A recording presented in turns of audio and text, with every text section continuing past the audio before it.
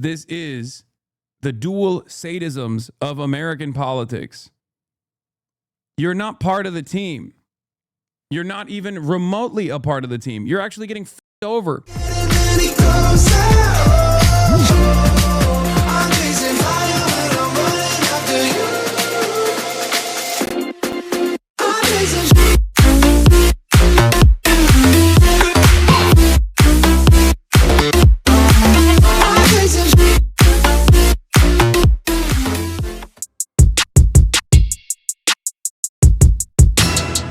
Men who would have been feudal peasants trembling outside their hut as prima noctis is carried out inside for most of human history really want you to know that might makes right and there is no rule-based international order. I mean, this is a direct ripoff of what I say all the time from this guy. Greenland exists less as landmass in the mind of the online right and more a psychosexual fixation, unable to imagine themselves as powerful men. They instead, oh my God, this is literally what I talk about all the time about weak men fantasizing about American power projection. That's bar for bar. Down to the prima nocta. Prima nocta! I know prima nocta is not real. Shut the fuck up. It doesn't matter. It's a good way to emphasize how hard the average person is getting cut in this process. Okay? Don't hit me with the actually. Greenland exists less as landmass in the mind of the online right and more a psychosexual fixation. Unable to imagine themselves as powerful men, they instead fantasize about powerful men doing so for them while they exist as mere accessory. And that, for the record, is identical with power projection from a militant state at the domestic level, too. This is the exact same reason why right-wingers will look at a police officer shooting someone or will look at an ICE agent shooting someone and say, comply or die.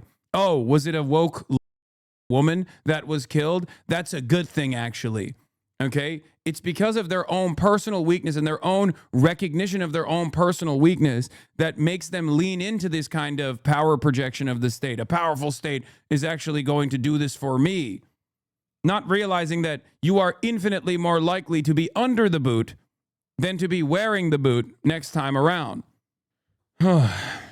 It's why I always say this is serf mindset. This is peasant mindset. A lot of Americans see themselves, without recognizing it, but a lot of Americans behave like cattle. They behave like slaves. They behave like peasants.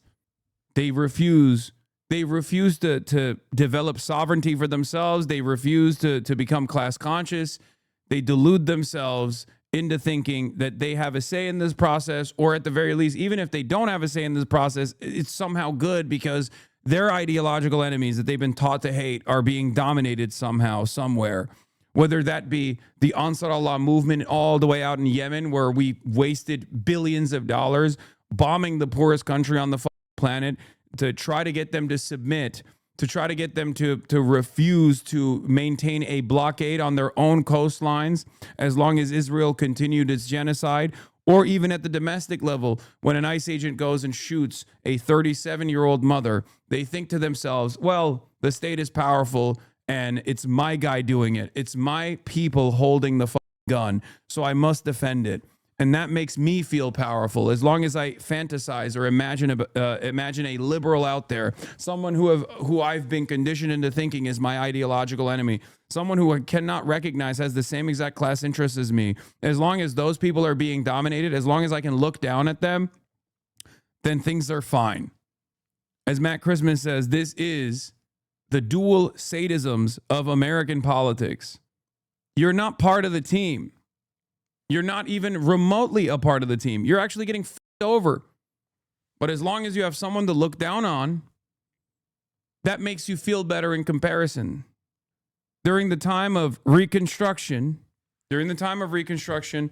this was the prevailing attitude. At least I am not black.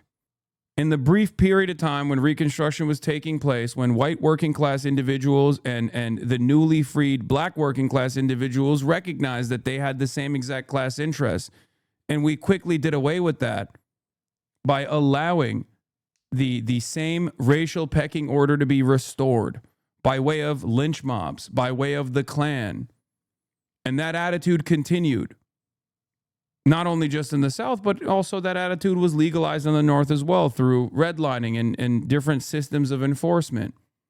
Americans still to this day have this kind of domineering attitude that we all know and call white supremacy. The notion that the notion that LBJ also talked about as well, that like the white working class will never recognize that you're robbing them blind as long as you give them someone to look down on. They'll open up their pockets for you. So you're saying normal Americans don't benefit from imperialism? Yes, the only benefit that normal Americans get, the labor aristocracy concept is not incorrect, okay? Of course, there are, bounties that come from cheap labor, cheap commodities that you can purchase.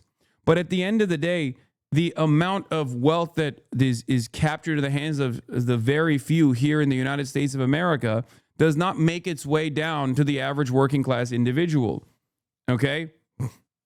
Yes, you get to have cheap TVs. You get to have an iPhone, right? You get to have an iPhone. And that's extracted through an hyper exploitative structure where the rare earth minerals that are extracted for said iPhone is done by, child slave labor, okay? In countries that have previously been destroyed by colonial violence and kept down as a part of the global South so that we could continue extracting their natural resources at a price point that is favorable to us.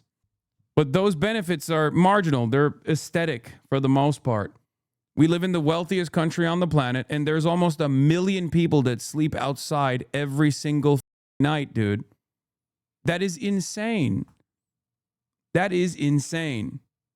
The only benefit that Americans actually have, the only tangible and very real benefit that the average American actually has, is that they are not under the boot.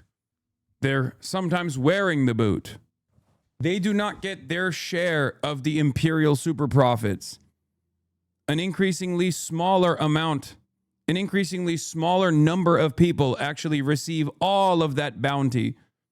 Americans don't receive it. They get treats, but that's it.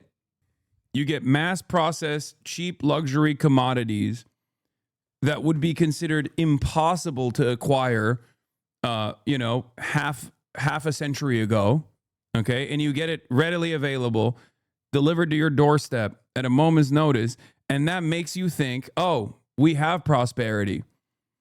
The inverse of this labor aristocracy argument that's very frustrating to me, at least, especially when I'm trying to explain to American hogs that they're getting over in this process, is that a lot of orthodox Marxists unironically make the argument that what Trump is doing is good. Like, what's the purpose here? By saying this is an L take, what do you want the labor aristocracy to recognize? That they are a part of a class that is truly benefiting from American empire? Is that what you want them to recognize? Do you want them to lean further in the direction of Trump's dominance? Are you stupid? Like, I get posturing as a Marxist, Leninist, Maoist, third worldist makes you feel good. Like you are morally consistent here, okay? But you're not a Maoist. You're not a part of the Maoist brigades in the Philippines. You're not living in the forest, okay? Trying to fight against the Philippines government, okay?